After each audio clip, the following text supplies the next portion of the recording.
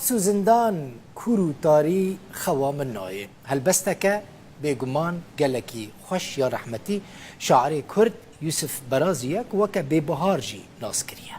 او جب برازیین کوبانیه وی گلک هلبست نویساندن به هلبستین خواه هاتا حس کرن هنرمندان هلبستی وی کرن ستران مجی گهداری کر او گلک جاران جی لسر هلبستین خواه هاتا گرتن هاتا کتا زندانی و هاتا اشکنجه کرن روداوی فکرک باش کر همو برهمین وی دو برگان دا کوم کرن و وشاندن واجعشكو أبينا قولي كتما بلاي قول عم بابو بين ضابو سريتشي متقو قولا موارا بير قزبي وطناي متقو قولا موارا بير قزبي وطناي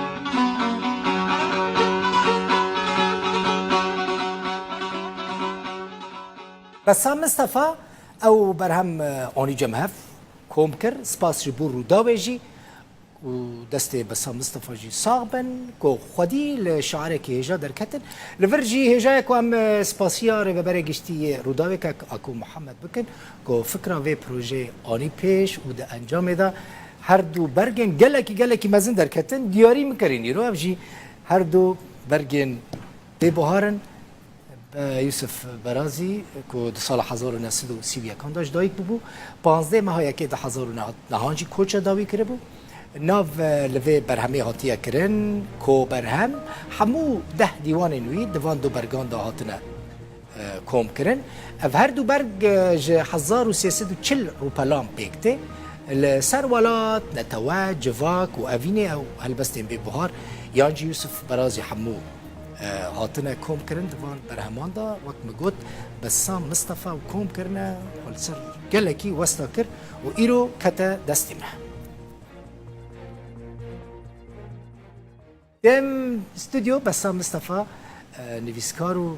ورگر دیوانی منه بسام بخیر هاتی هر جارك واز تم تلویزیونی بسام راستم ال سر کامپیوتری مجول بود نتیجه ده هر دو برهم درکتن دستی تصاب بسام راستی گلکی هیجان هم جوان هاتیه چاپ کرن هر دو جی هم جی 1340 روپل تشتکی پر عظیمه اما بیشن از خواستم دست بیکی بذارم اف فکره و پروژه چاوهات روژه فی بله که بخوین گلک سپاس جبوه براستی یعنی او جبری دجی فکره کو پیویست برهمین حمو هلبستوانین ما تایبەتی ئەم بێژنیە ڕۆژاوای کوردستانê ژنوڤە بێنە چاپکردن ئەنگۆ ji ber çapên kevin gelek xirabin bi rastî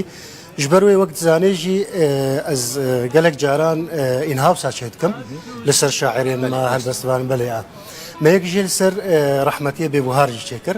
beriya nîzîka ez neşaş bim salekê sal û nîvê a me çêkir li serê li wir jî hevkarî me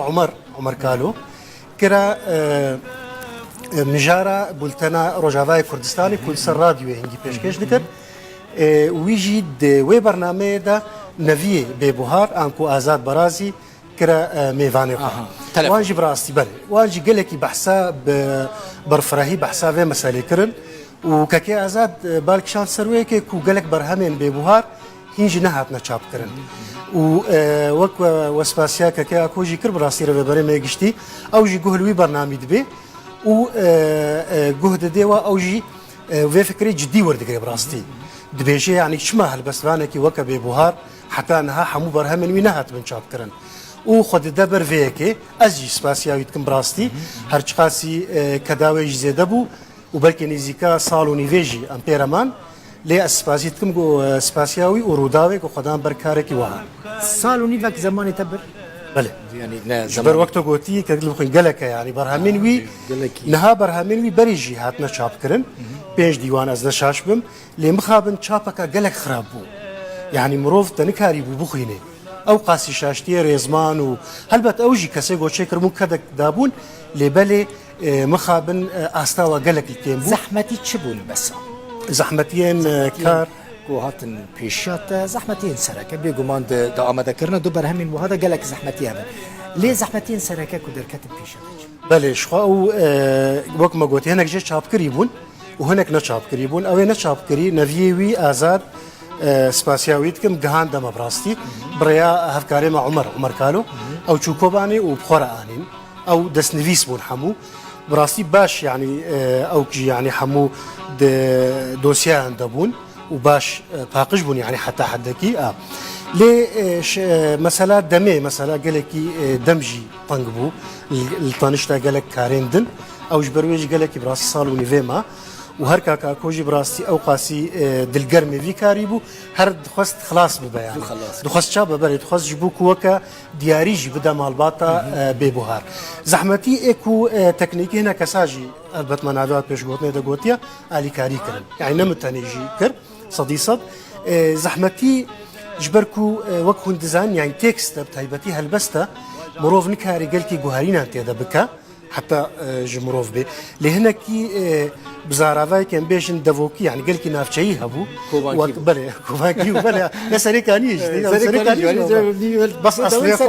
ئەسیل ئەسی کۆبانیەکی ئەسیل لە گەلێکی ئەو ئەگەر مەسەن وەریت بووگارێژی و زوو زوو تشتا ناگوارن تشتێکی وسا جارنا قافیە دشکێ زانێ هەلبەستێن کلاسیکن وەزناوی خراپ بێ مەسەلەن ji ber wê min çar bigire cara wek wê jî bihêlin lê mij hemû heta nabêjin hemû teman sedî sed karekî sedî sed tune ye yani helbet wê hinek şaştî piçûk li vir û wir hebin lê heta ji me hat bi rastî me hişt got karekî paqij û kalîte yani çapeka gelekî paqij jî بحثا چه که به بهار وان 1340 بحثا چتکه بحثا هل يعني هلبستوانکی گلک مزنا وەک وەژی اشارت پێدا گەلک هەلبەستی بوونە سترانژی دوا هەردوو بەرگان دەدل بخوین ئەف هەردوو بەرگێن کۆبەرهەم یەک و دوو هەموو بەرهەمێن ڕەحمەتێ بێ بوار تێدەنا یعنی کەسێ بخوازیان بێژن لێ کۆینا سەر بکە یانژی بخوینە سەر هەلبەستی وی ڕاوەستە هەموو تشت تێدەیە ده دیوانن پێنج بەری هاتبوون چاپکردن و پێنجی نهاتبوون چاپکردن و دوو جوان یەن شیرەتانە هەلبەستێن شیرەتان بەێ ji bo zarokan ez dibêjin belkî min hek tiştî detin ji bo zarokan ji bo zaroka jî belê gelek helbesta ji bo zaroka jî dinivîse û ser helbestên neteweyî ne helbet helbestên civakî evîndarî me Mustafa jî nivîse belê serkirdên Kurd jî taybetî berzaniyê nemir nivîsandiye û gelek şehîdên Kurd û Kurdistanê rastî zimanê dogan dike di helbest belê behsa bi giştî dike yani neku em bêjin li ser aliyekî radweste yan ser parçiyê Kurdistanî bû بس ama yani jiyanawi vê dawî edî bû weke helaq ez bêjim li serêkanî dibû cihê xwe berberê jî kiribû weke mektebeke siyasî yanî komeleyeke ku hemû Kurd lê dibûn feqîr hat feqîr çû erê صد حیف و مخابن و پێشگوتنێ دەژغێنی دیوانە تشتێکی دیژە هەیە بڕاستی گوتنا خوانی بیرا من ئەو ژی پەخشانەکە بە کورتی ژینا من ڕاستی گەلک خۆشە بێبووهار تێدا بەحەس دکە چەند جاران کەتیە زندانێدا چقا ئیشکەنجە دیتیە و تعدە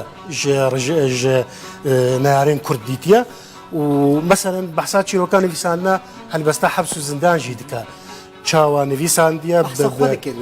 بەێ بەحسا خۆت کە ئەو لەسەر دیوارەیە زندانێکە نویساند بوو لە دەمات حەبسێ دەبوو